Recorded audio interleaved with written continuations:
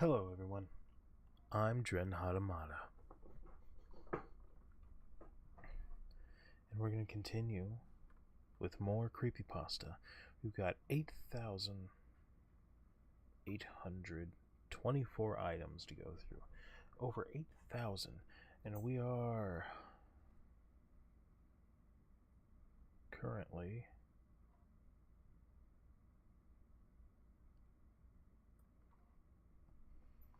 $474 in. We have yet to reach 1,000.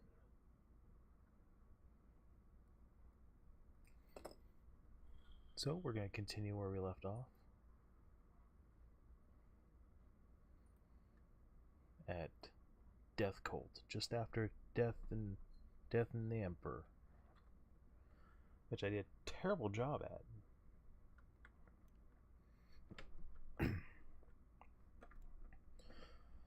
Alright.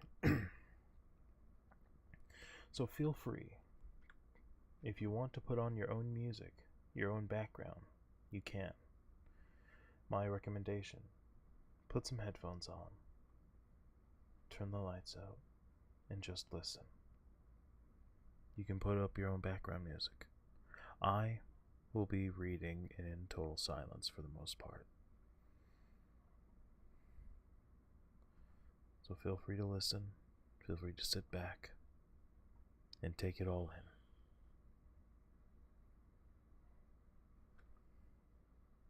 Death Cult. Occasionally, convicted murderers come forward with a chilling tale.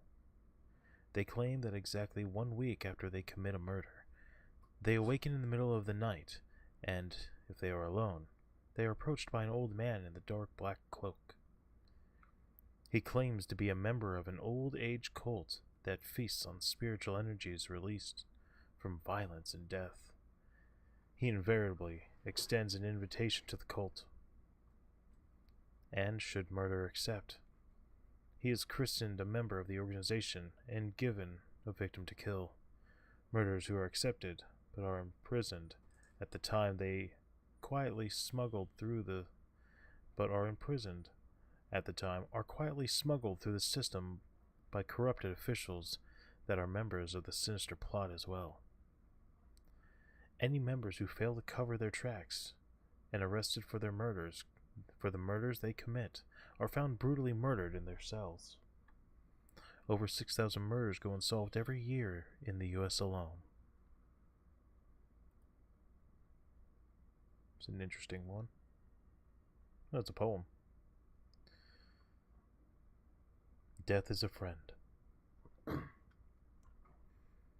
Death is a friend, a savior from life. The darkness is comfort, its shelter from light. The dead live in peace, the alive in fright. Some fear the endlessness of death, some cringe at the memories of life. The comfort of death, the pain of life, the ones who know both will never be alright. I'm guessing by Idiot Otaku? It's an interesting one. It's a poem. I mean, it's okay.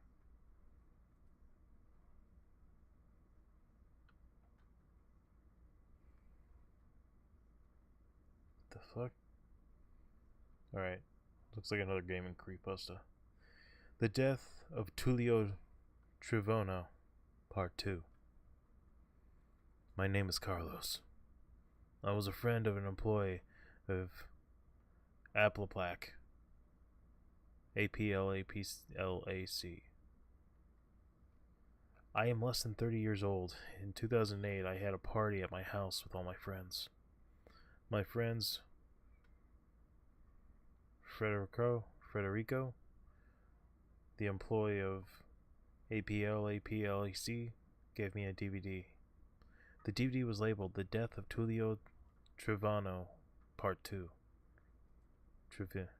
Trevino, Part 2. With a subtitle that said, Lie. Indeed, it meant that it was not actually a sequel of something, so we decided to watch the DVD. It was an episode of 31 minutos. It began with an impressive introduction, but it played at a slower speed. It started in a studio with Huchimingo and Tio Horatio. It looks like they were pulling the bodies of Juanin, Budaque, Policarpo, Mario Hugo, and Patana up off the floor, leaving behind a big puddle of blood. The camera focuses on them for just 2 minutes. After that, the two noticed a blood spatter on the bathroom floor. They open the door, and whatever was in there frightens them. The screen cut to a black screen for 2 minutes. It then opened to an animated segment with an art style similar to that of Ren and Stimpy. Guarapolo was lying in a strange red bed, listening to somebody playing a tibble. Guarapolo got up and then opened the door. The show then suddenly returned to the first part, where you saw the corpse of Tullio lying on the bathroom floor, with his stomach cut open and his guts hanging out. He was lying in a pool of blood, and he had no eyes. Tio Horatio and Hochimingo fainted. Then it cut back to the animated segment. After Guarapolo opened the door, he found Tullio with blood red eyes and blood tears. Tullio whipped out a gun and shot Guarapolo, who cried, "No, do not kill me. I can, Sorry. Guarapolo sounded like he had a different voice actor. Then Tullio took out a knife and threw it right at Guarapolo. It cut back to the live action segment, this time in a cemetery.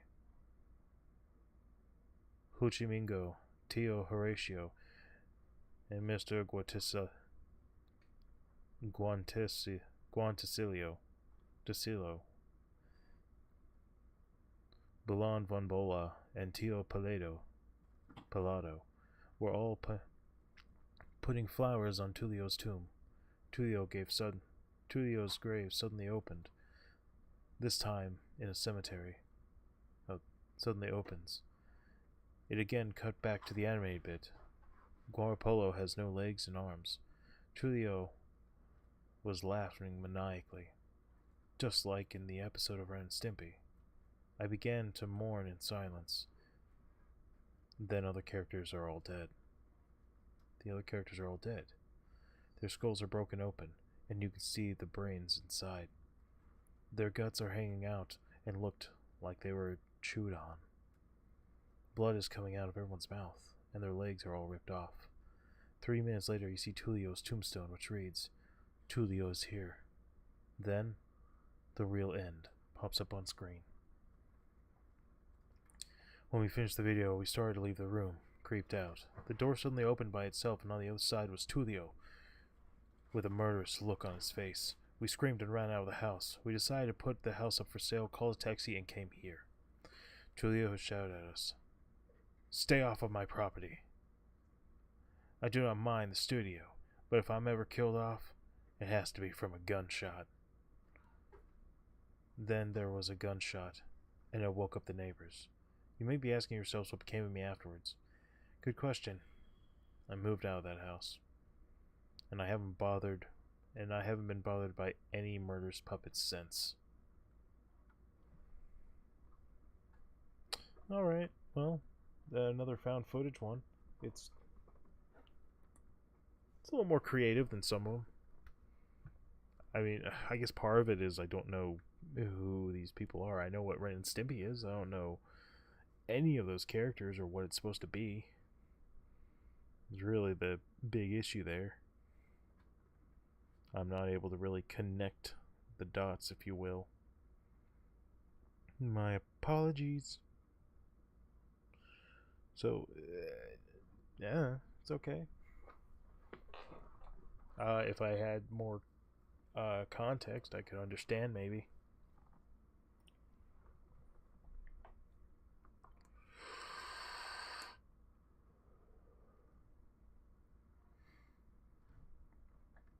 The death row. Me, as I hang my hands on the jail bars waiting to die. A small flash. 1, 2, 3. My cellmates were being executed first by rifle, then their bodies brought to the incinerator room to be cremated, and the ashes thrown in the grave. I was next in line. I could hear them coming for me, and suddenly, flash! Time had seemed to stop. I couldn't move at all. Next, I started to feel a tingling sensation. Then, everything changes. I'm holding a knife in my hands.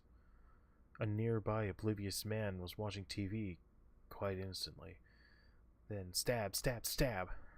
The man was dead. By my hands. Right after that experience, I came to, only to see a marksman aiming his rifle at me. I prayed to God. Bang!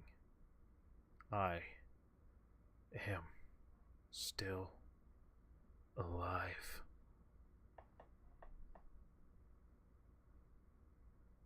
Ooh. Antennas to heaven. Antennas to heaven. I guess that's the creator. Huh. Well then. Yeah, imagine being shot and they think you're dead and you're just in shock, in pain, and you're gonna be incinerated. Ooh. See, that's the real part.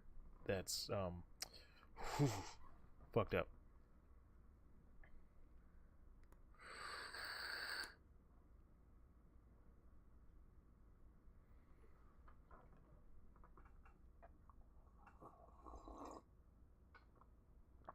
I keep up with that tea.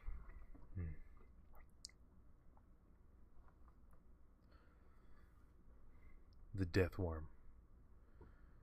The Minhokao, meaning big earthworm, I hope that's how you say it, is supposedly a giant worm-like cryptid residing in the Earth's center. Most will say that it's fake, but they are wrong. The Minhokao is really a being sent from hell to destroy humanity. Until the time comes, it waits under the ground, eating nothing but the minerals in the Earth's core. It is said every year this behemoth of a worm comes closer and closer to the surface, and I'm sure you can guess what happens when he arrives. I'll give you some advice. Do whatever you want today. No matter what you do, or how bad or good it is, it's not going to change where you and the rest of humanity are going. Cryptid. It's interesting. I'm guessing by the insanity is all I can guess here. Not many people put their stuff in. A lot of people are anon. Ugh.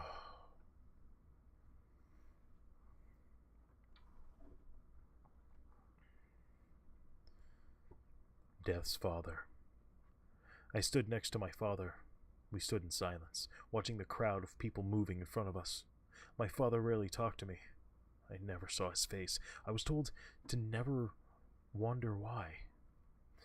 I enjoyed watching the people move, work, talk, and it entertained me to see different faces of people, both new and old, young and aged.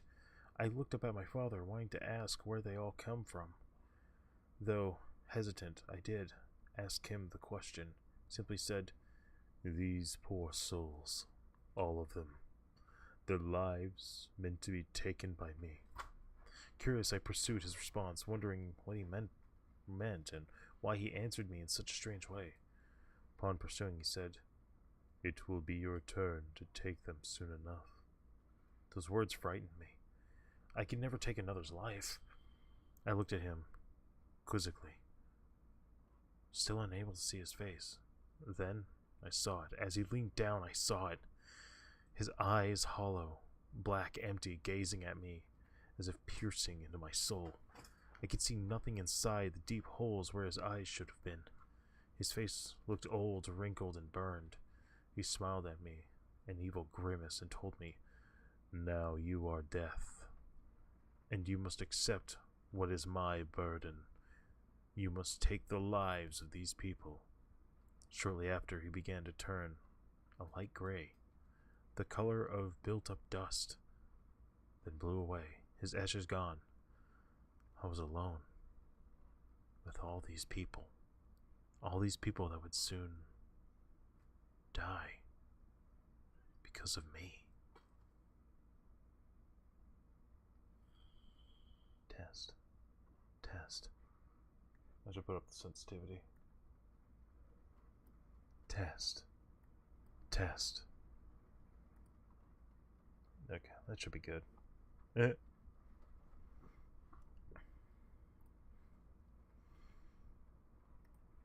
there any credit? No. Death's truck. Some people have been known to communicate with death. There is no way for you to reach him. He must come to you. You have no control over whether he does or not. One day, however, you may be approached by him. It will happen when you are alone, perhaps walking down a lonely country road after someone you love has just died. You'll hear the sounds of a noisy automobile that will slowly grow louder and louder. If you turn around, you will see an old, rusty green truck approaching. If you do not turn, you will see the truck before it reaches. You won't see the truck before it reaches you. And reach you it will. A man will get out of the truck. A tall man with his eyes hidden in the shadows of an old baseball cap. He will introduce himself as Death, and you will know that this is true. Death will give you the opportunity to go down to hell with him and reclaim a lost soul. If you decline, he will nod politely and go on his way.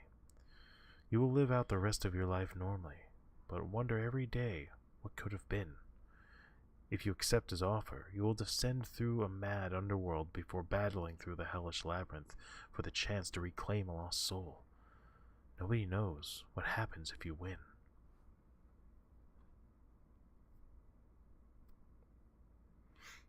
I think it's a neat idea. That's kind of like that could be a nice short game.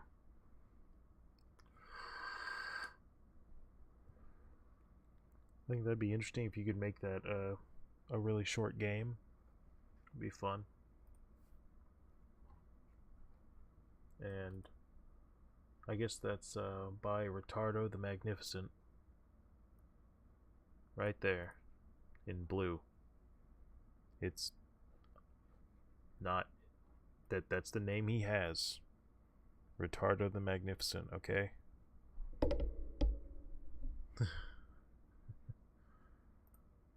Alright.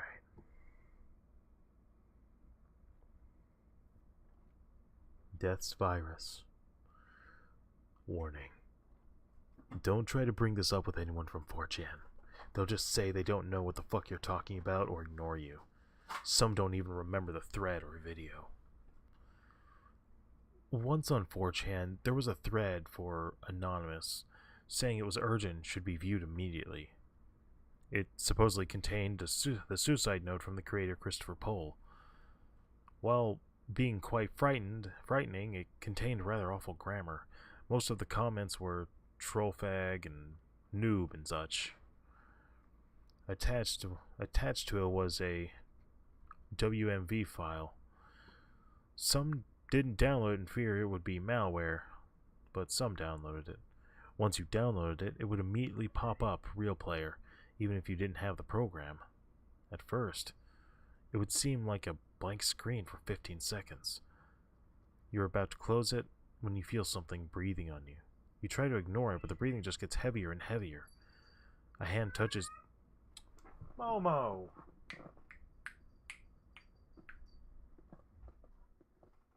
Come here, Momo.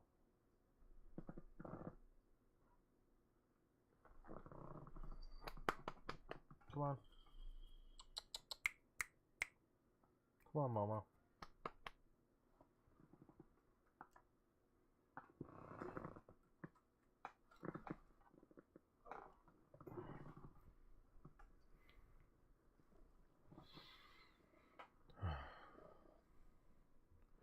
The hand touches you, and if you're lucky, Nothing happened. If you weren't as lucky, your soul would leave your body. You wouldn't see your lifeless body. You would see your lifeless body somehow smiling despite being horrified. Then after a few seconds, it would come back to your body. And if you tried to exit out, the same thing would happen again. After 5 minutes, the video would automatically close, and all evidence of it would automatically be erased from your hard drive. You couldn't re-download it, or even view the post again. Christopher Pohl logged on, and the post was deleted after 1 hour and 12 minutes. Approximately 42,000 viewed this post, and about 11,000 downloaded the video. Christopher Pohl emailed those who saw the thread, just saying it was nothing to worry about. The 11,000 who watched the video got a much deeper, creepier apology.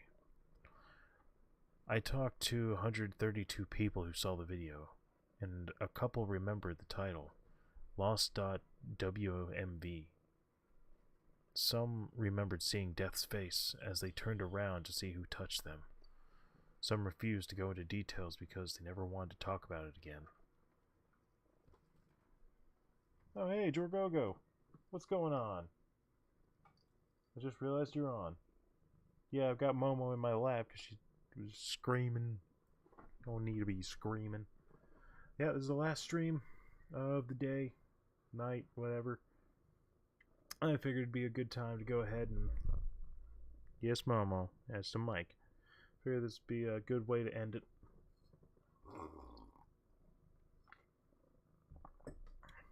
Stream number 4 today. I'm glad I got to stream all day. Guess this was by Pikachu Girl 2.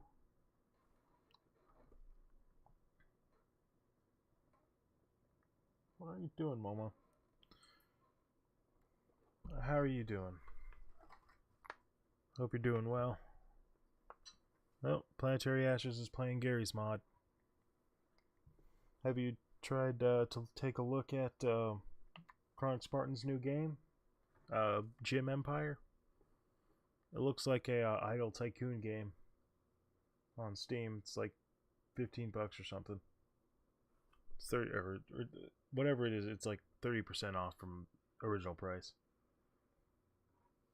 It just came out today. Thought that was neat. I might try and get it at some point. Support the guy. But for now, we got CreepyPasta to read. And, god damn it, some of them are just bad. We gotta wade through all the bad ones. Oh. No. Oh, that's a great... Not the image I was expecting, but okay. Alright. Decapitation. Originally from Tea and Skeletons, okay. Once your spinal cord is cut and your head is severed, you will continue to experience the full spectrum of pain without the heavenly numb of shock-absorbing chemicals which are back there with your body. You can't talk, of course, but you can move your lips and appear to scream. And you can focus and blink your eyes, as proved by dozens of death house deals. A severed head is conscious, and in some ways, hyperconscious. The head knows it's been picked up by the hair and shown to the crowd. The head sees the crowd, hears the crowd, smells the breath of the executioner, thinks happy thoughts. Cannot believe how long 40 seconds is, because 40 seconds is how long the average head remains fully aware, if not alive. 40 seconds of indescribable pain and horror. Ad by Fur-Bearing Brick. Apparently originally from Tea and Skeletons, I guess. Okay. So this is actually, I think I remember hearing a story where like historians went back and like found accounts of people doing exactly this. So when they executed people and chopped off their heads, they would raise it and they would see the head still try to scream. So It is loosely based off of things that can actually happen as far as we know.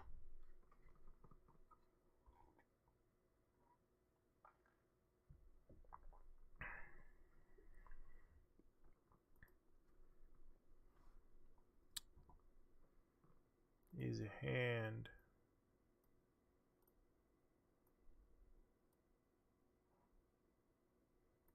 And a face. Is it a necromorph? I don't know.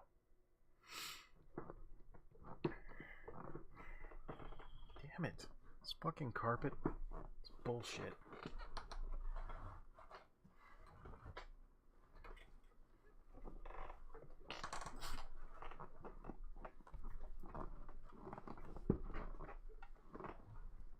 Damn hydraulics fucked up too. Alright.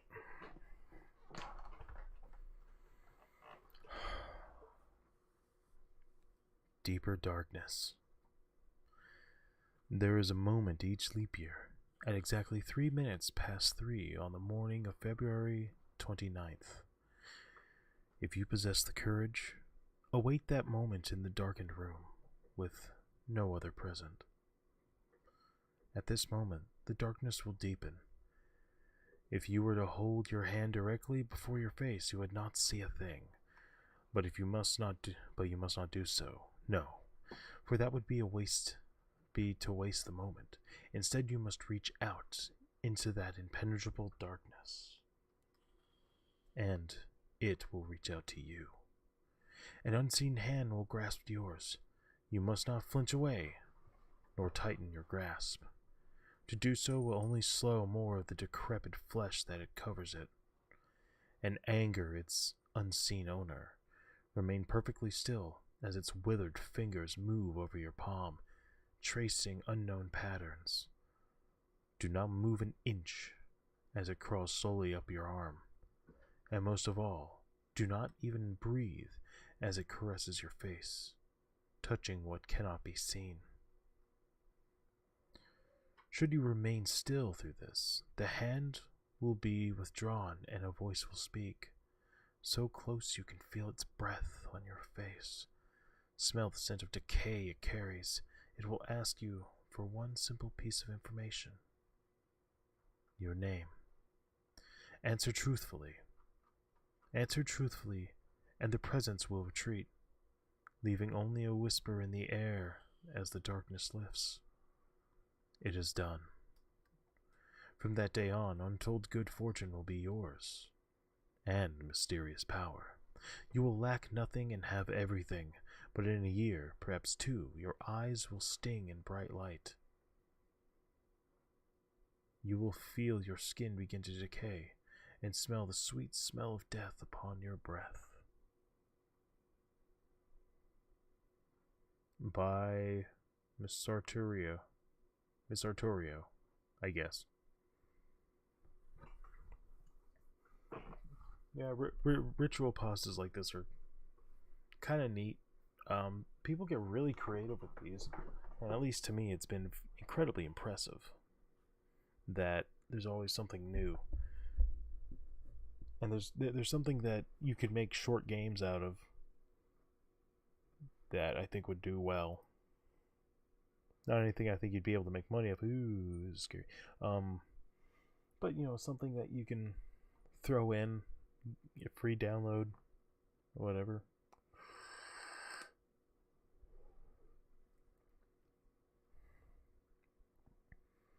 The deepest fear.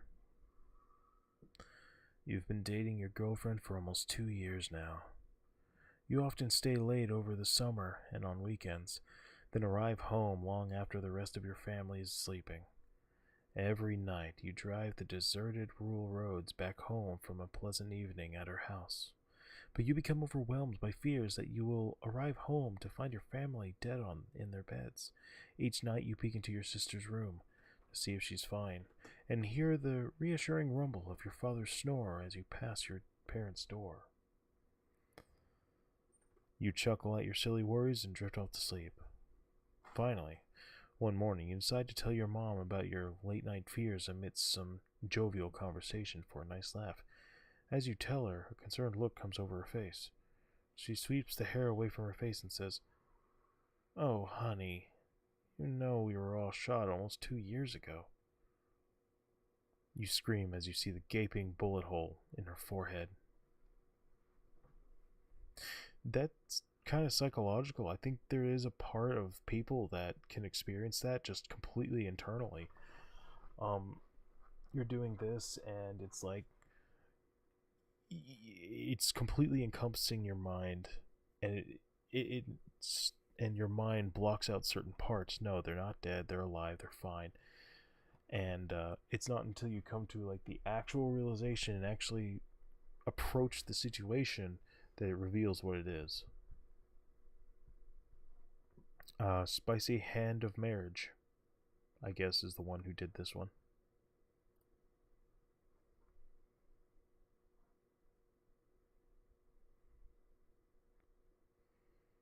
Deepest Tides. The water lashed the side of the ship, with enough force to drown out the sound of a humming coming from its engines. The captain, a brave man, Clint Bloom, had earlier ordered a turnaround amidst a sudden change in the weather.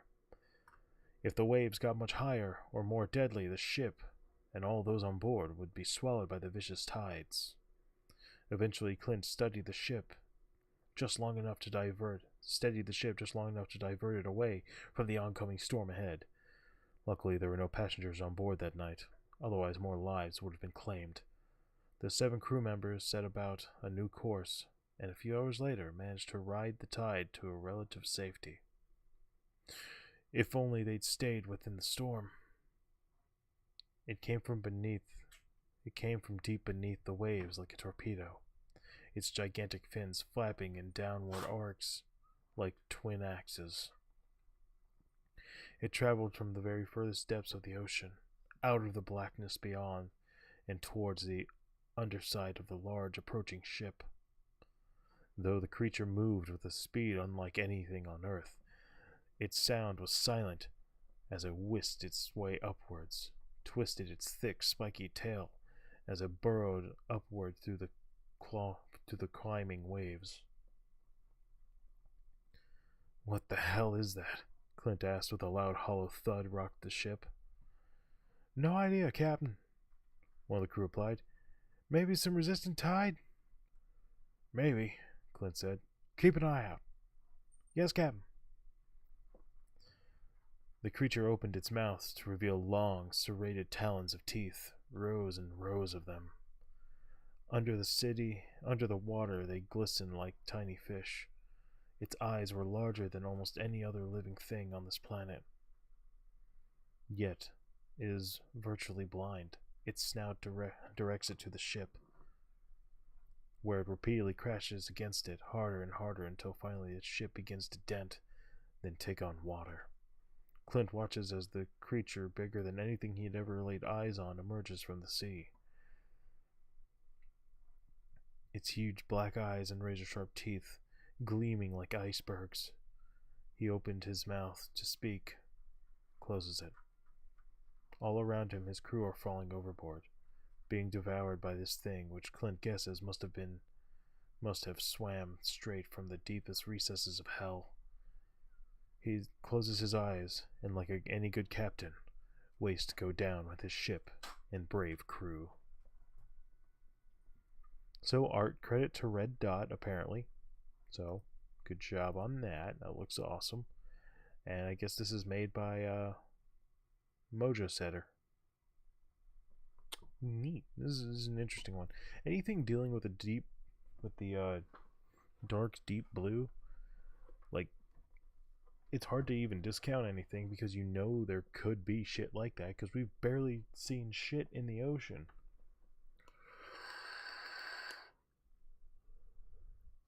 Like, there's so much. Like, the ocean goes so deep in so many areas.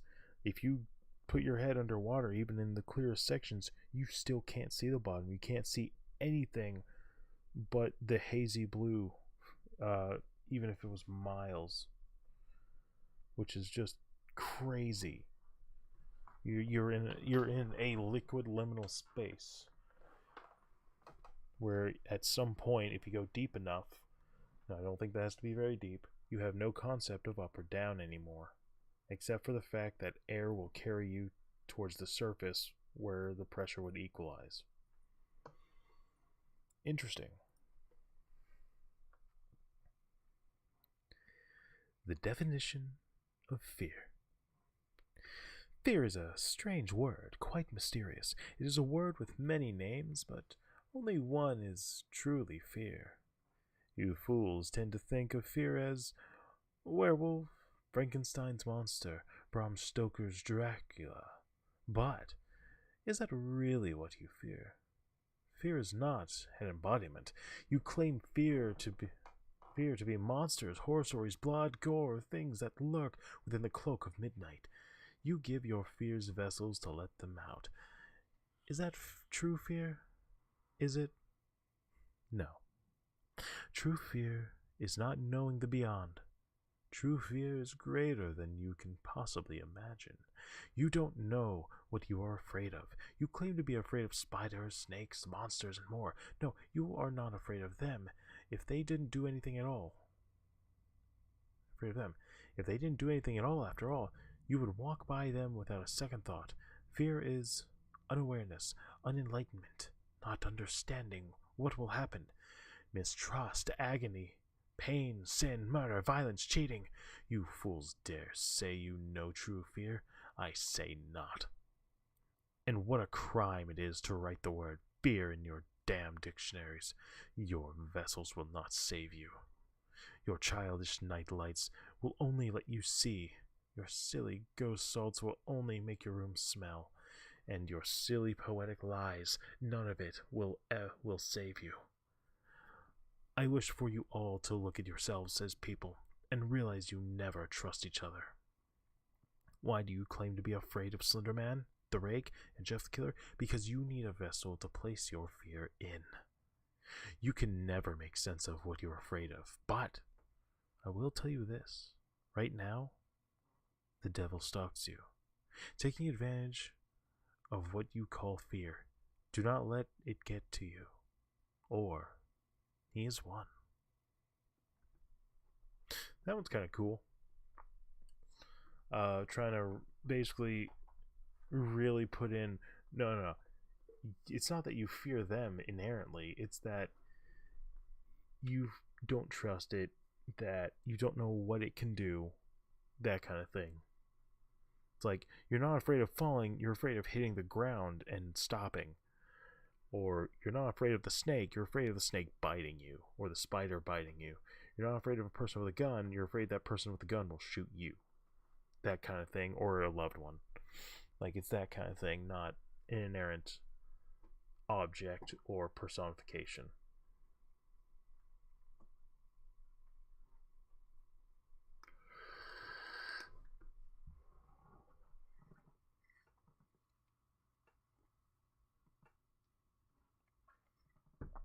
If you're going to do a lot of talking, make sure you get some good hot tea. Preferably peppermint. It's really good for you. Degeneration. Day 1. Hi there, it's your favorite blogger, and today I'm going to cover a topic. It'll last a week, and it covers some myth. I found an old tape lying in one of the boxes after I moved from the shitty apartment. Pretty weird. Just some road with lights and shit. I've heard myths about VHS tapes having kooky shit on them when you recorded them, and another day after day, they sort of degenerate. They become creepier and have less quality. Since the tape was perfect for this sort of thing, I figured I'll try it out. Day 2. So after trying it out, it degenerated a little bit. I had different colors, among other things, and I've been having this weird sensation in the back of my skull, like a burning. The tape has a strange new age music, and it got a little distorted. I tried again, and it really started to change. Enough for now, folks. Day 3. I skipped through to about the 3rd generation. And that's when shit started getting strange. I swear to God that I saw a really skinny boy, like fucking dead of starvation. He was paper white. Damn, I saw him in my dream when I took a nap. It got really creepy, but I shrugged it off. I'm now at the 4th generation, and it's getting scary now. The boy in the tape was looking right at me. I swear he whispers something. No idea. Till then, bye-bye, you guys. Day 4. I asked my mom where the tape had come from, and she said that it simply showed up on the doorstep one day. The boy that was next to our next door neighbors.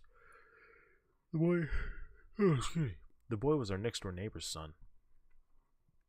He was found beaten to death, having starved as well by his alcoholic father, who recorded the tape is unknown, but it's as creepy now. It's as creepy now. I'm at the 5th generation, and it's wavering. The boys seem to get closer, whatever it is. I'm scared, man. I see him in public. I nearly punched my best friend in the face when I mistook him for the boy. See you guys later. Day 5. Thank fucking Christ, this is almost over. The boy is nearly right up to the camera, and now I'm at the 6th generation of this tape. He's grinning. He has no lips, and his gums are black. He has no eyes, just black, jagged holes. I visited his grave. His name was Tommy Williams. I remember him. Used to be one of my friends. He mysteriously disappeared from school and was never heard from again. Maybe I'm seeing things. 2 days left. See you guys later. Day 6. My God. I had a terrifying dream. I was at Tommy's house and his father beat me with assorted bottles of liquor and other things. I realized that Tommy was testing me. I'm at about the 8th generation. He's right next to the damn camera. Why is he doing this to me? Everywhere I go, I see that boy following me. Every time I blink, he's getting closer. His spirit isn't at rest. I know what I must do. Day 7. I'm gonna kill myself now. At the 10th and final generation, Tommy was smiling. He was floating. He was nothing but a torso, no limbs, and his stomach had been cut open. He's coming right now. Below is the video. Watch at your own risk. The man, Manny Torres, was found with no eyes. They were gouged out. He was a famous internet blogger who got a fortune out of it. The tape was found. It seems to be the cause of his suicide. It will be disposed of immediately. Oh, excuse me.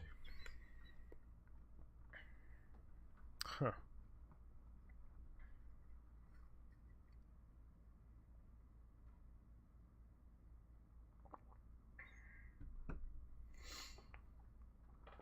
Ooh.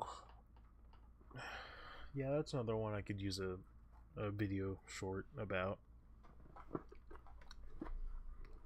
That'd be cool.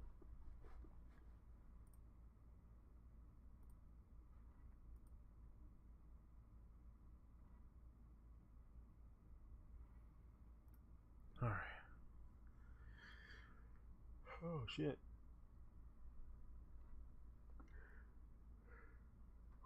How are you all doing? Alright. Gotta keep going. Gotta get through them.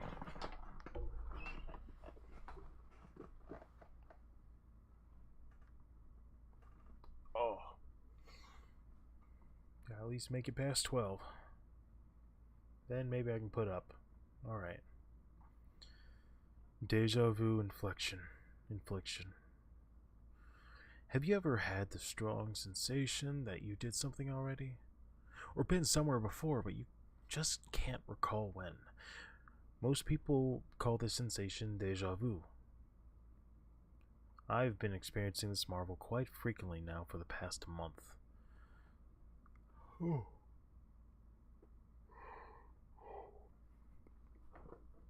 Sometimes, purposely, I would go to a place I know I never previously seen before, but to no avail. I still get the phenomenon people call deja vu. Getting this sensation numerous times has changed my perspective on life. I've even come up with an idea on where deja vu comes from. My idea of deja vu is that maybe we have experienced what we are doing in that moment when we get the sensation, but not in a previous life, but in a previous life. No, I do not mean reincarnation. I mean you were the same person you are now, but in another life. Or should I say the same life? By the same life, I mean we have lived our lives before, but we just don't realize it. It's an endless cycle that we are all doomed to repeat our lives over and over and over again. But some way, somehow, a little fragment of memory from our past lives finds its way into your mind, at any moment causing deja vu. I know this idea sounds crazy, but it's what I believe now. Even at this very moment as I type this, I get the slight sensation of deja vu. God, just typing the word now makes me feel so distraught and uneasy. It's the only thing I've been thinking about for the past couple of weeks. It's almost driven me to the point of insanity. I just can't stop thinking about the unnatural feeling of it. The constant times I get the sensation in a day is unbearable. I know what I must do to make it stop. Hopefully in my next life, I won't remember this. By Matt 9196. Ooh.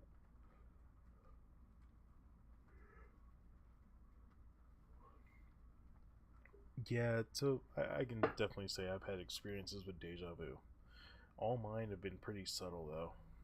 It's not like a lucid dream or anything. It's you get to that point at any time around that area of time, you might remember it.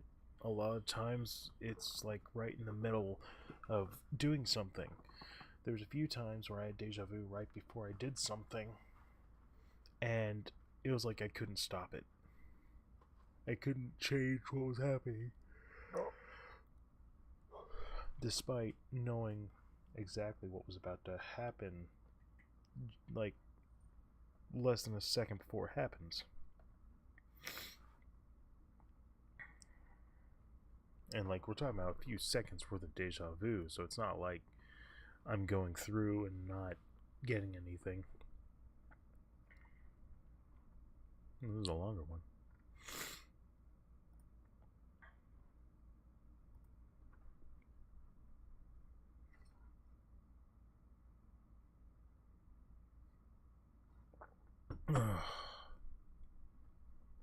Alright. Deja vu. Have you ever heard or have seen something that you feel like you've encountered that moment before? I'm sure all of us have. What if these moments have to do with less simplistic things like death or injuries?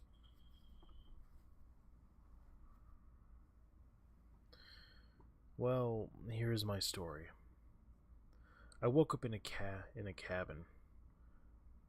I took a look around my surroundings. I had been looking at surroundings. I had been in the state of disorientation. There was one window.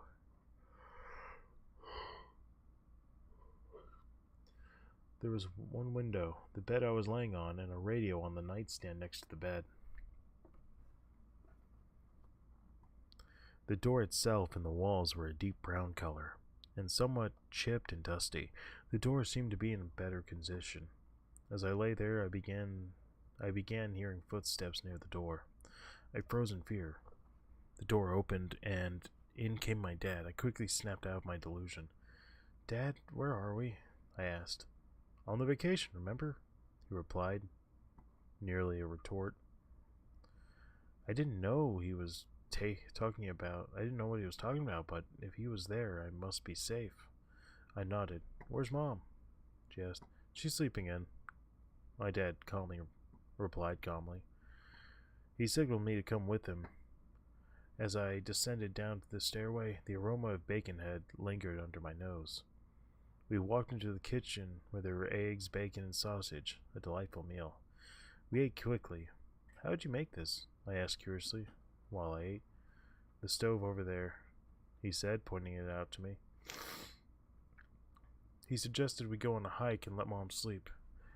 As we exited, I began to smell something peculiar. Disregarded, I continued to follow. We walked amongst the nocturnal animals and into the valley. When we had returned, I began to smell fumes. I quickly consulted my dad. He was a step ahead of me, and he searched for the cause. He quickly screamed, "Oh my God!" He followed his eyes towards the horror. Our cabin was engulfed in flames.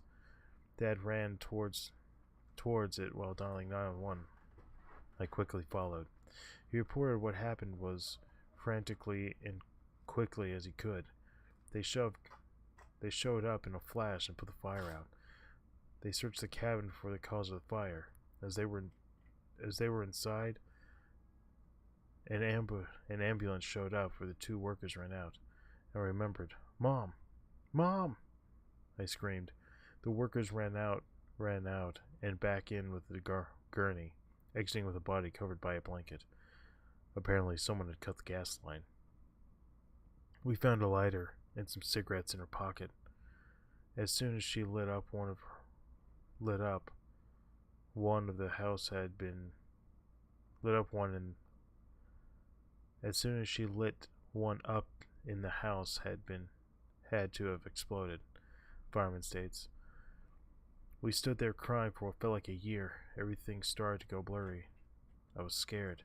I didn't know what was happening. I then woke up. All I could see were the views of the same door and walls that remained brown as my vision blurred. After successfully opening eyes, I realized something. I'm in the same cabin. Yeah. By dream hacked. That may have been an experience he had, whether it actually came to fruition or not, I don't know. He didn't elaborate.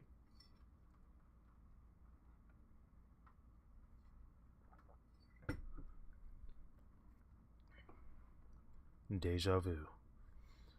A deja vu is actually a glitch in reality, and it indicates that something has just been changed. Someone or something has ceased to exist, all memories, all records of their existence erased forever. A deja vu happens when they get into your brain, when they need to change your memories, maybe to erase your brother from the world. You know, the brother that you never had. The idea that you might have loved ones or siblings that you'd never realized existed because they've been completely erased from your mind. It's an interesting thought. I can't say I'd ever subscribe to it, but it's not like I'd have any way to tell either. So, it's an unfalsifiable claim, I guess, which gives me no reason to believe it.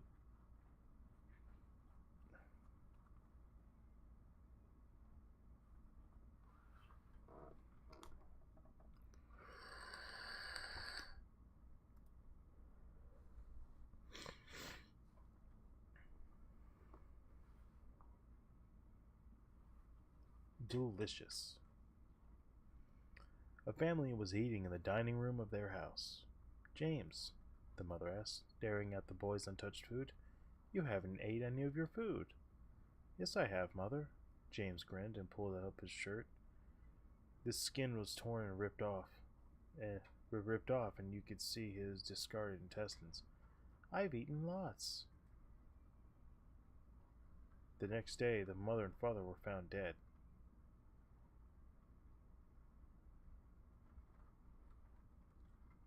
Wow, it took like a 90-degree turn.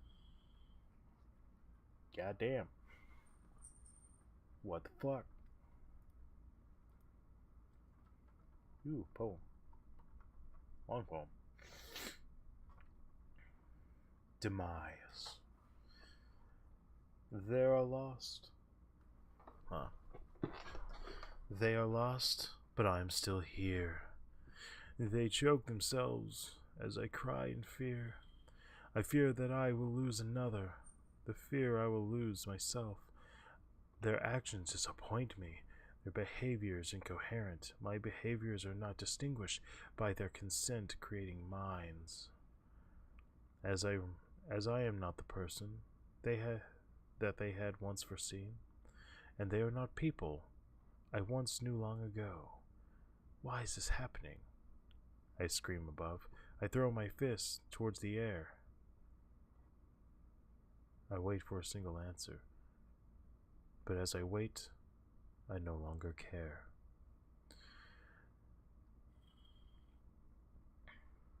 I have friends and family. They have slowly changed with me. I hear from them every day, a new story I hate to bear. My sisters began to choke. My brothers began to fall. My mother began to cut. My fathers began to hang. I began to think, and a thought occurs to me. Perhaps life has no point. You should die on this very day. And that is what I'll do. The next day will not come anew. I'll lie down in the ground, under sheets and pillows of silk and wool, under life's new tainted crown. My eyes now close before me, and I float above the ground. My face starts changing colors, my blood rushes to my head, and the last thing I remember is that I am finally dead.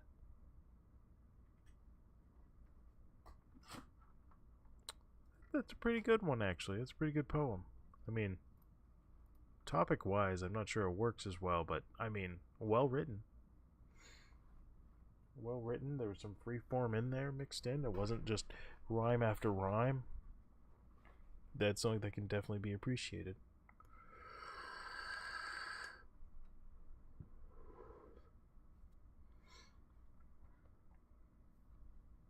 Demon Cat of Guanajuato.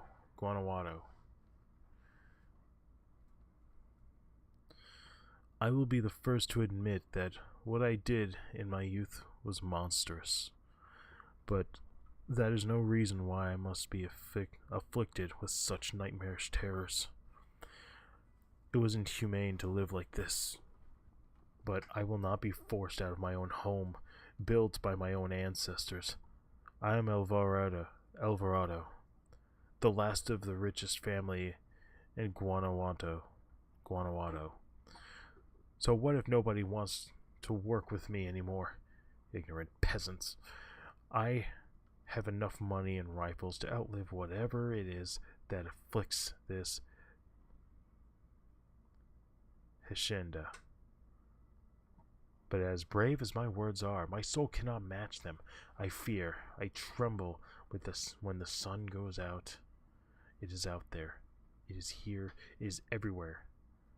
The horrendous beast with large yellow eyes and a surrounding dark void. It cannot be described further. A demon.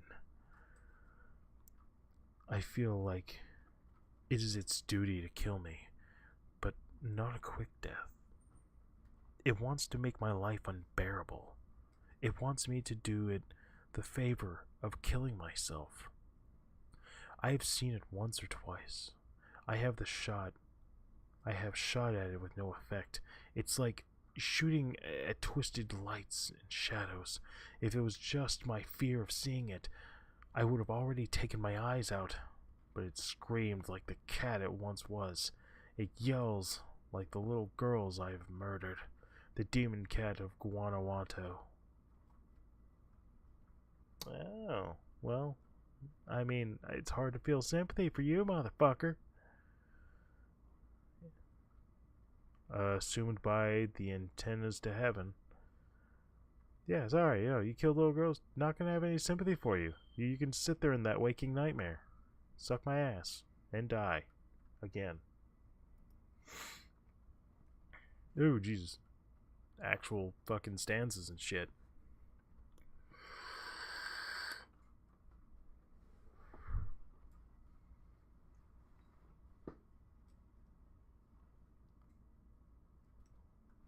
Ooh. That one hurt. Alright.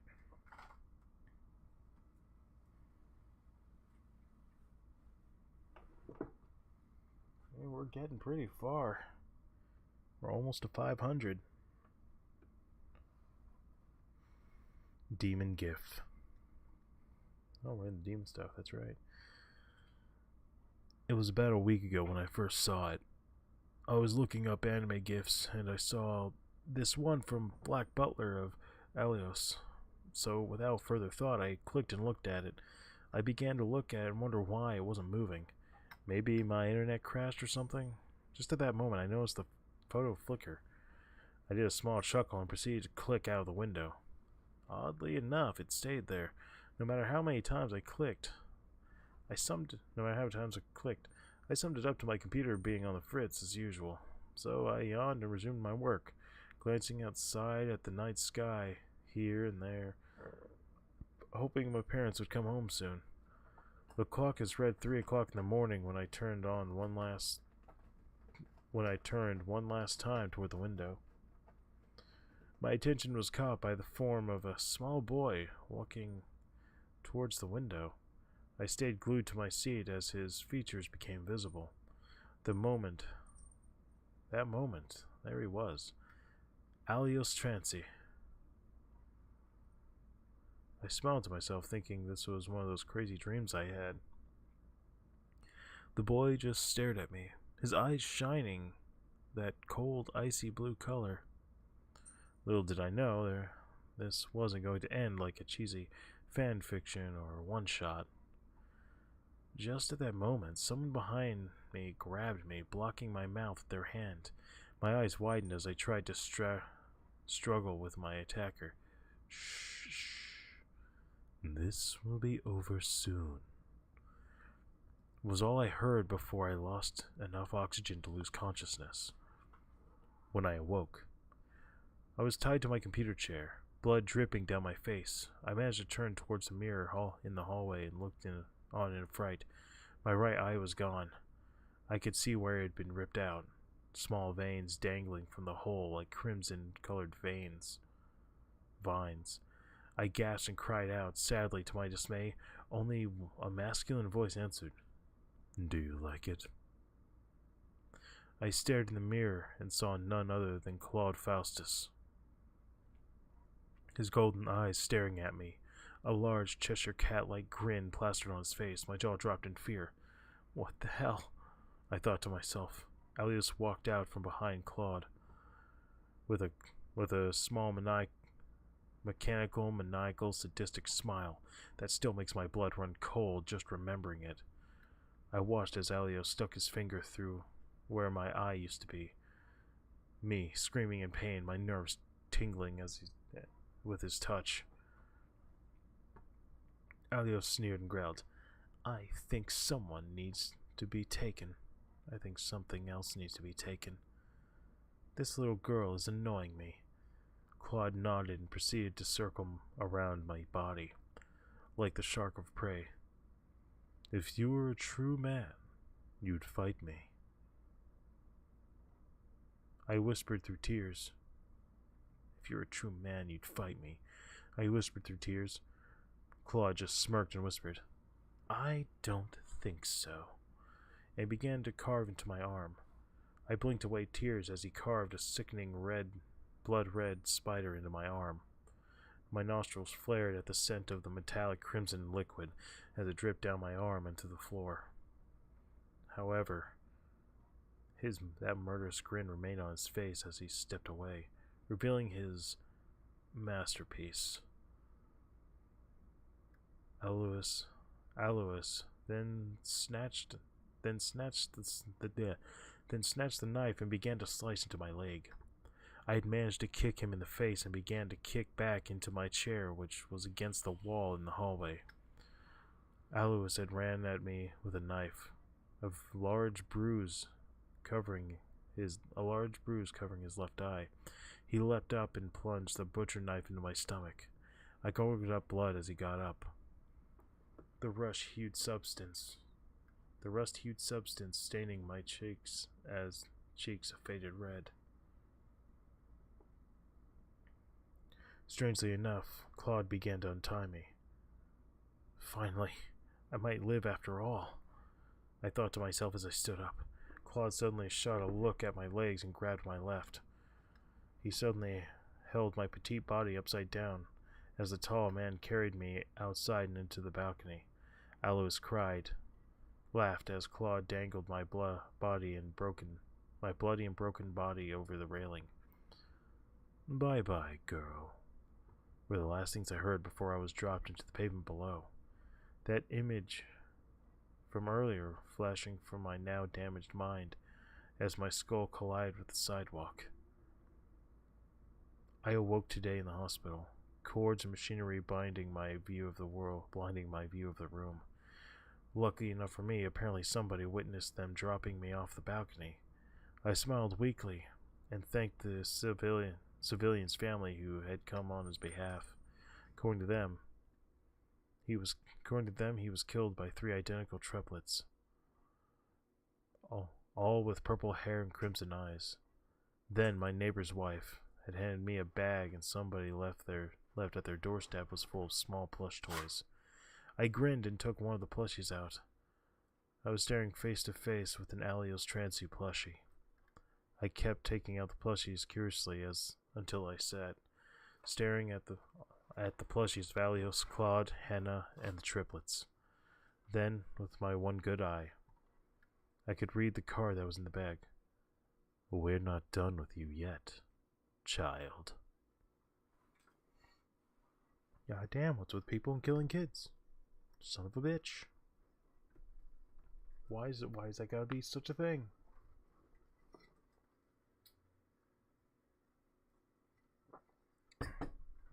I get it in animes when, you know, your average 14-year-old is built like a fucking tank. Or just an average 14-year-old and then just fucking like a house. Muscles all over the place or just out of nowhere powerful.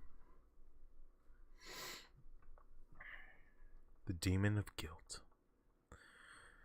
The crunchy sound in my molars interfered with my thoughts. I stopped chewing. It would be great to look out there today. The sun seems so bright, I thought. I went back to chewing. The sweet taste of cereal seemed bitter. The back of the box said that I could still eat, but my stomach told it was wrong. I've rested the spoon on the corner of the plate, a single tear mangled with milk. I stopped chewing. If only he would talk to me, I thought. Maybe if I just open a piece of the curtain.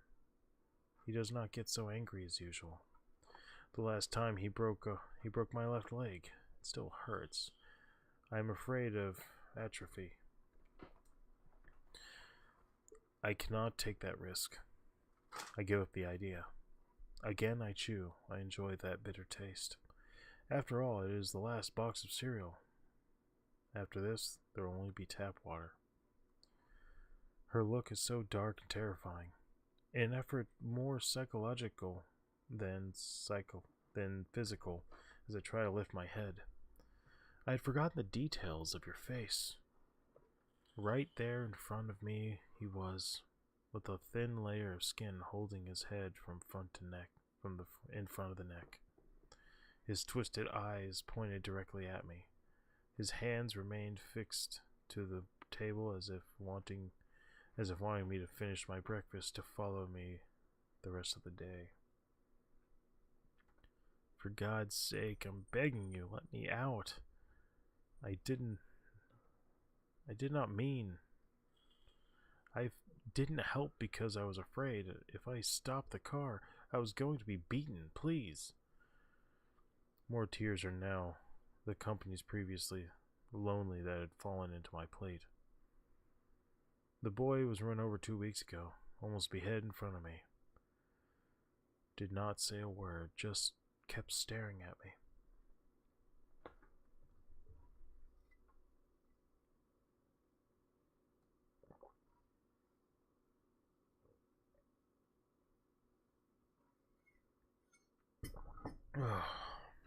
Minty.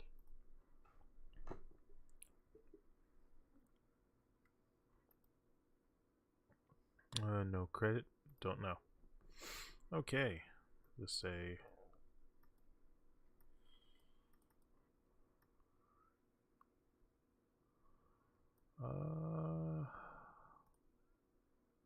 It's hard to tell if there's anything practical. Okay. Cap, it was like this, but smooth and not blocky. Okay. Yeah. Alright.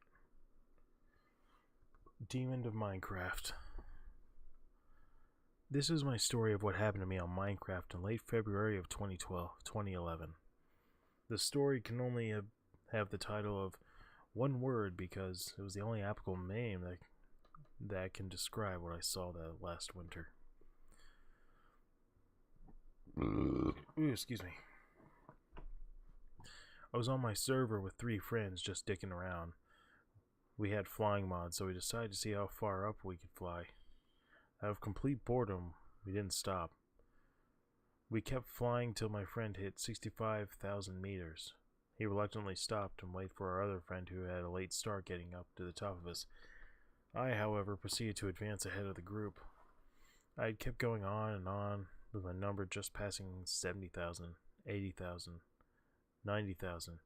I went to get to the top of 100,000 to see if it would be willing to actually fly up that high. Once on the top of 100,000, I waited for some time. I lost contact with my friends for about 20 minutes, unknowing of what happened to them. I thought to myself, I bet there is something cool up here ahead of 10,000 meters. But, being oblivious to the upcoming event, I continued. 10 meters into my journey, the sky went completely black, the sun disappeared. My past surroundings went black. I was in a room with no blockiness in it. I didn't know what to think. I took one step and noticed that there was something in there with me. Not a person or object, not a blob of some sorts, but it was something that made its presence known. And I was consumed with the overwhelming feeling that it was staring directly at me. My mind went dead for what seemed like a long time. My computer blacked out. And all the lights in my apartment went dead. The image of that thing I saw was burned into my eyelids. There was no word in the English language that can sum up what I saw besides the title, It. For the night, I unconsciously ran out of my apartment onto the street looking for someone to tell about what just happened. I spent the night at a friend's house unable to sleep. We categorized what it could possibly be, but those things were too plain to fit in the description. I went through 2 months of talking with a psychologist. Since now I no longer play online games such as World of Warcraft or Minecraft. I live life looking for simple things to take my mind off of it. If you treasure your sanity, don't go looking at places you normally wouldn't. Some things in life aren't made to be found. Good luck out there, friend, 'cause you'll need it. Well, if that isn't, heartwarming. Thanks, Sumkin, for this one. This was an interesting one. And not just because it was Minecraft. Like, it's hard to really get into it as like a scary thing because it's a game, but I mean, shit.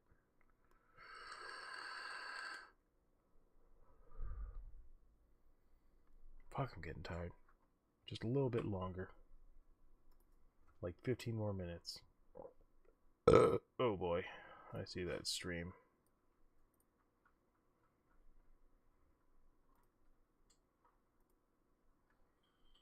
Okay.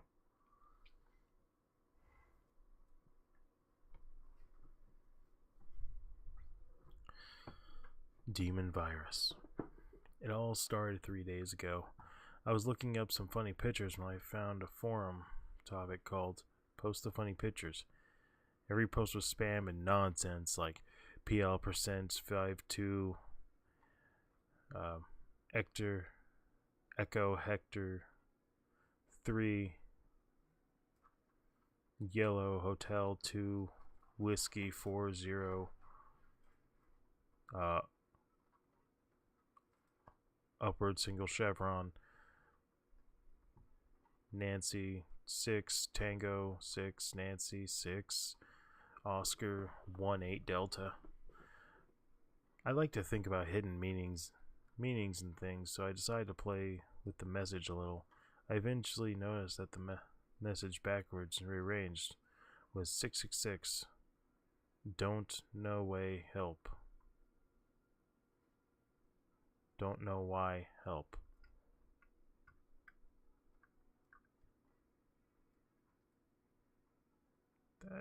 What?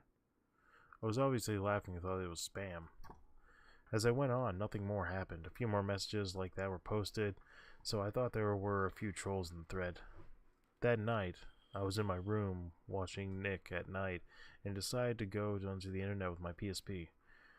For a laugh, I went back to the thread after all those posts appeared normal.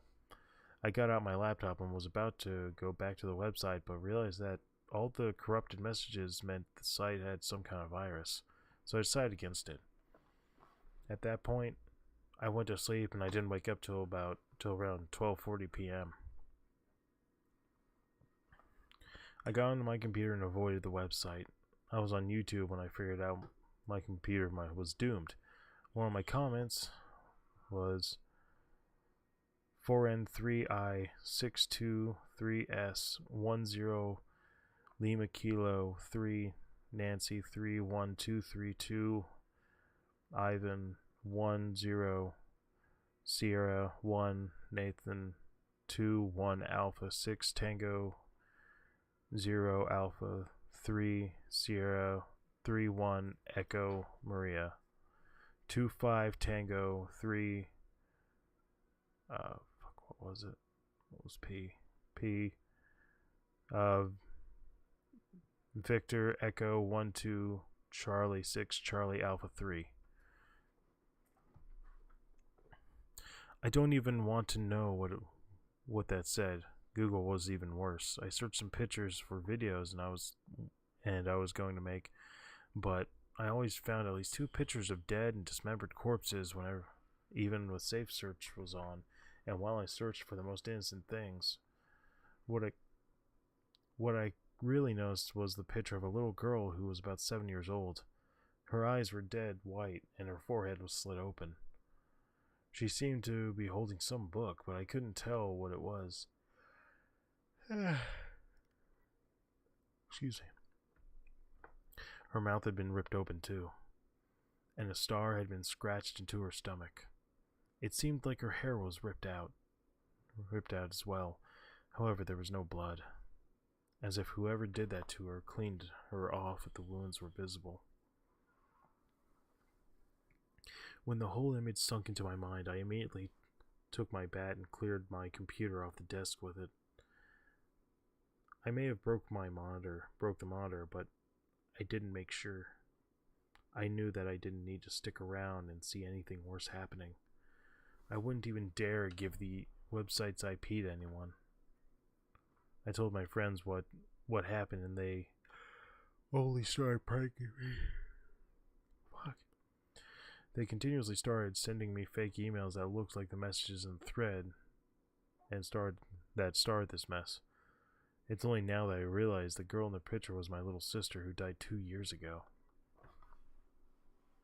And there's the twist. There was the twist, the very end. M. Night Shyamalan would be proud.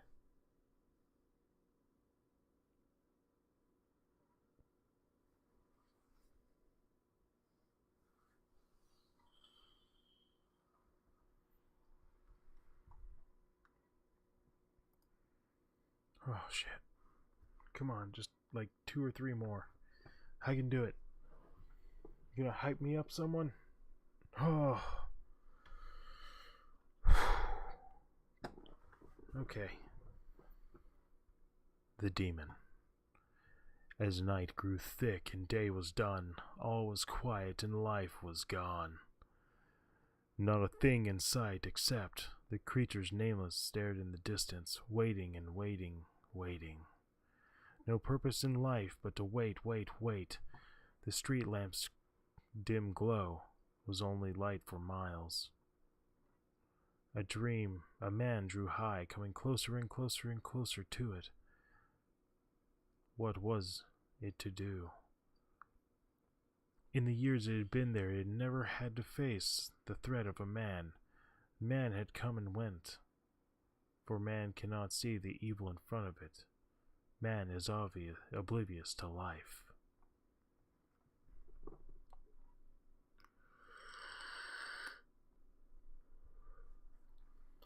Start appreciating life, asshole. That's what that reads to me. Dash fucking prick. Alright. Demonic Beautiful Joe 2. I was at GameStop and found one of my favorite games, Beautiful Joe 2. I asked the store clerk how much it was, and he said, nah, just take it. I asked him if he was joking. He said to take it again, looking really pale. He registered it and mumbled something. It looks like he said, "So long, you demon." I thought I just heard him wrongly and walked off with my new game. I put it in my Wii, since I didn't have a GameCube, and started playing. My girlfriend, Amy, came over and we played co-op. There's a hidden co-op in the game. The game started normal. It said Beautiful Joe 2, but then things started getting weird. Amy bought her virtual reality helms. Her family is filthy fucking rich, and we plugged them in. The enemies were weird though. They looked like humans with their skin ripped off. We thought it was a game glitch, so we just killed them. Then we had the option thing come up asking head to the final boss.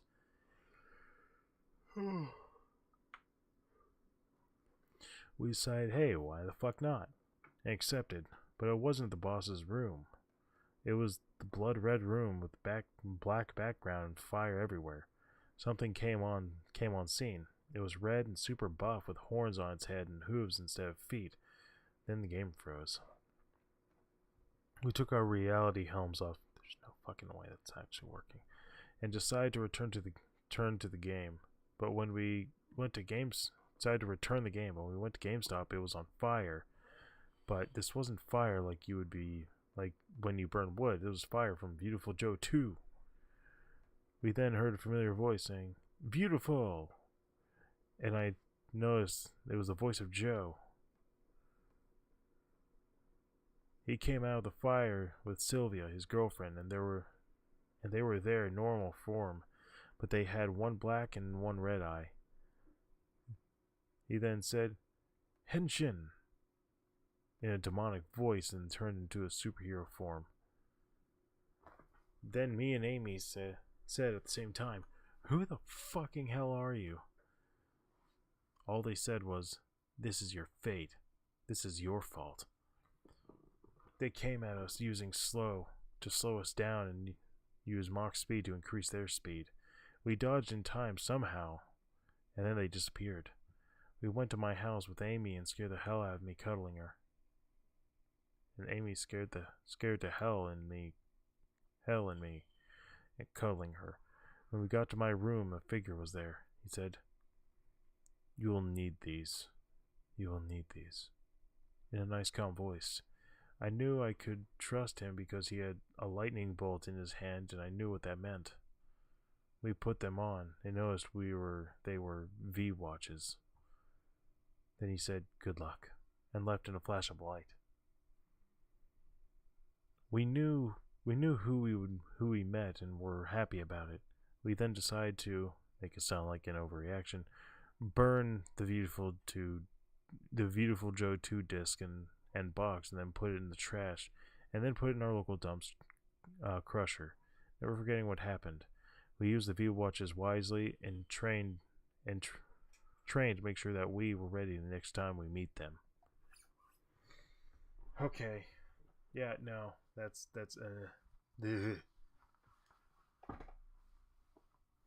Listen, I have not had the glory of playing Beautiful Joe, but I hear it's a fun game. I never got to play it and I hate it. Like if you've ever heard the phrase, "Hostin' a go-go, baby," it comes from Beautiful Joe. It's apparently a lot of fun. It's got a very like comic book esque theme about it, but it's also kind of like slightly chibi. I don't know. I want to play it, but this creepypasta, nah, it's crappy. This one just doesn't work because like you're bringing it into the real world like that. Nah, like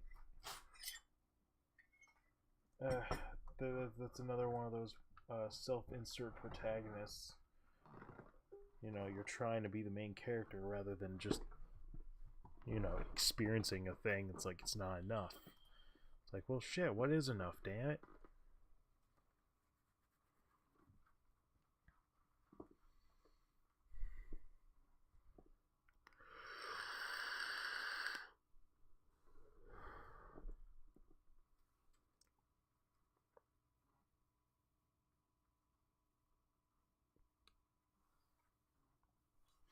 Okay. Demon eyes. Demon's eyes. Last night, I had this dream. In this dream, I saw something. This is something similar to the eyes I dreamed about. Something red. It was its eyes. Scarlet red eyes? Impossible. No human could have such an eye color. I woke up drenched in sweat. I sighed deeply. I got up from my bed and went to go wash my face. As the water warmed up, the steam rose upwards. I looked into the mirror. All of it was foggy looking. Then, I saw it. It was coming towards me. It looked very realistic, as if it was actually coming out of the mirror. I looked into those eyes. Oh God. They were the same ones I dreamt about. The rest of the face was incredibly blurry. Only the eyes were visible. Seconds passed. Soon the face was crystal clear. I gasped. The face was colorless, lifeless. It had a huge, horrifying grin on its face. All of a sudden, cracks started forming on the unusual face. Blood seeped out of the cracks on its skin. Its grin had big, pointy teeth. More blood came out from the mouth. I covered my nose. I could already smell the blood. It smelled like dried up blood. I choked. I couldn't breathe. The lights flickered. I looked at the mirror and I saw enough to make me scream. The bloody face turned into a skull. After the light flickered, I stared into my reflection. The reflection was fading away. I kept staring. Soon, I was gone. I turned around to run, but to my surprise, the creature was standing before me. It was at least 6 feet tall and had these torn up wings that had been stitched back together. Blood filled the floor. The entire thing was gray now. I looked at its hands. They had these gigantic claws that held a piece of fabric, which was blood-stained. Never dream about me. Or my eyes. I got this strong jolt of pain where my stomach was. Next thing I knew, I was in bed. Don't ever dream about the demon's red eyes. Please don't. You find him in the mirror that you might have at your house. I'm guessing Goth Girl 66 or Gorgon Slayer. Whichever one. I mean, when we get to a lot of the two-page and 3-page ones, it does get better. I just need you to bear with me, guys. There's a lot of crappy ones. Oops. There's a lot. I know. It's hard. I'm sorry. We gotta do it. We gotta get through it. These gotta be on the internet. Demon's Wail. The Demon's Wail. Beware, beware the demon's wail, for its tidings of death shall not fail. So mournful is its cry that makes angels shudder on high. And if you die before you wake, pray the Lord your soul to take. For if he doesn't, fall to despair, for you are damned to hell's infernal air. Beware, beware the demon's cry, for it means your death is nigh. Things I don't want to have to worry about. No, Jesus.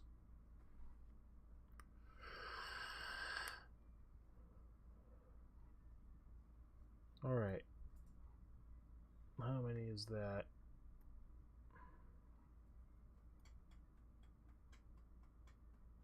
$28? Cool.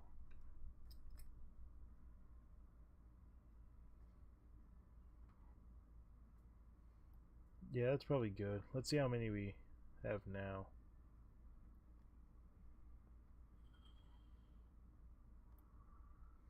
$501. We finally hit the 500 mark.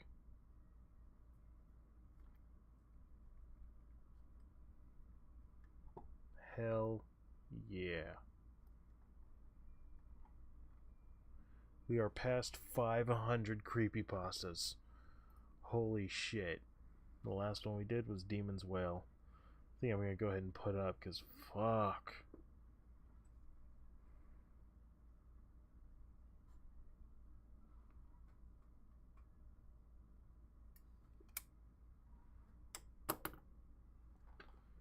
$501 creepypastas, man. God damn. This is fucking what number? 12. This was 12 in. Like, holy shit, dude. That's a lot of creepypasta. And only a few of them were actually decent and or good, even good. Huh. Well. Okay. That's probably enough for now, about 30 of them. That's a lot to that last one's going to be a lot to read without more time and more coherency. But I mean, shit, dude.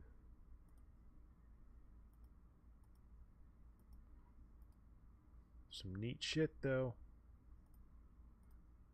Some neat and fun shit.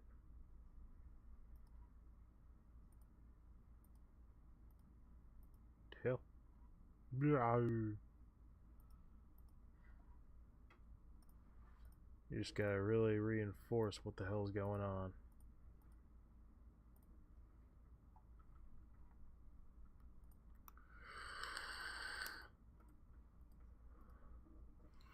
And just wait till we keep.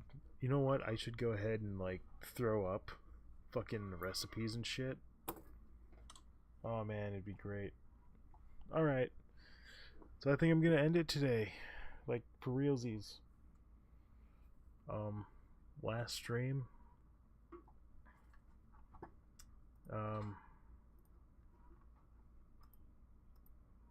Yeah. So I think today was pretty good. I like how it went. It's something I can appreciate. I did a lot.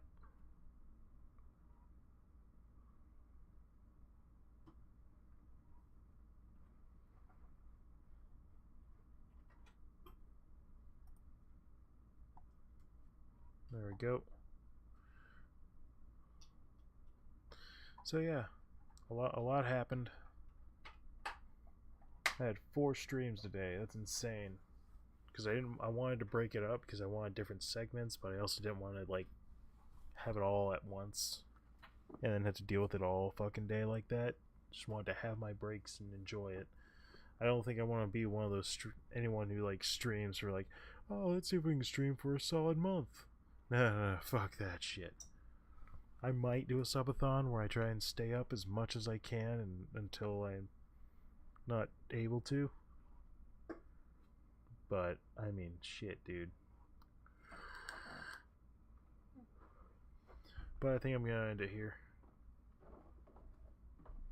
So thank you for watching. Feel free to like, comment, share, and subscribe if you want to be my buddy. And you can find if you want to find me on social media, you can find my links down below in the description to Discord, Twitter, Facebook, Patreon, all the like. Feel free to check it out. I'd love to see more people in my Discord. So, oh.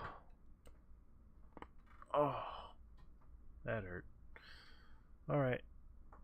You have a good one. I'll see you later. Always remember, you have potential. Bye.